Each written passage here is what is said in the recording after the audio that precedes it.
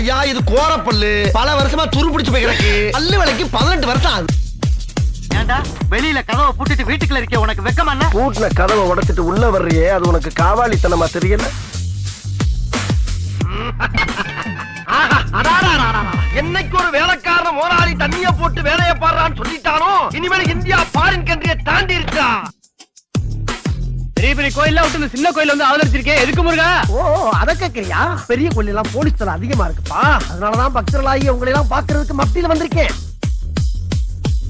இல்லனா சும்மா செஞ்சு காட்டுறதுக்கு வாயில இருந்து ரத்தமா வருது. போங்கண்ணே, உங்க உடம்பு பிஞ்சு உடம்புனே. அவன் தான் என் டிவிஎஸ் 50 திருடிட்டு போனான். அவன் திருடனா? ஓ ஆட்டோ கொடுத்துருக்கியா?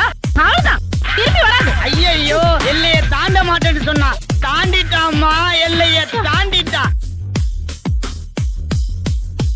சுருதி அவன் எதுக்கு இப்போ? சும்மா இருக்க. உங்க பொண்ணை ரொம்ப சாதுவா வளர்த்துட்டீங்க. ஒரு தற்காப்பு கலை தெரிய வேணா சிட்டி எவ்வளவு கெட்டு போய் கிடக்கு.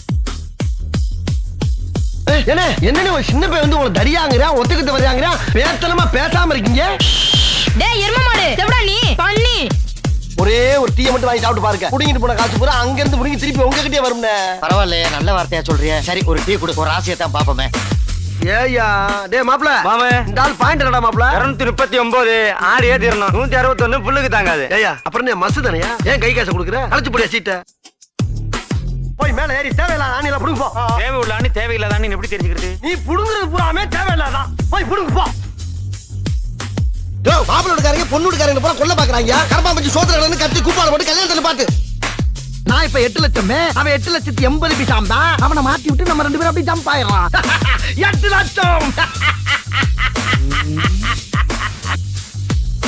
பொறாக்கூட்ல பார்ட்னர்ஷிப் வேற கூப்பிட்டீங்களா? இல்ல. ஹலோ ஹலோ இப்ப கூப்பிட்டேன். மாசம் 1500 சம்பளம் சொல்லிருப்பாளே. சொன்னாங்க. காலம்பரம் நம்ம ஆத்திர டிப்பன் சொல்லிருப்பாளே. சொன்னாங்க. கோவில்ல வேலை செய்யறது புண்ணியம்னு சொல்லிருப்பாளே. இதெல்லாம் நீங்க எது கேக்குறீங்க? என்கிட்டயும் சொன்னானுவலே.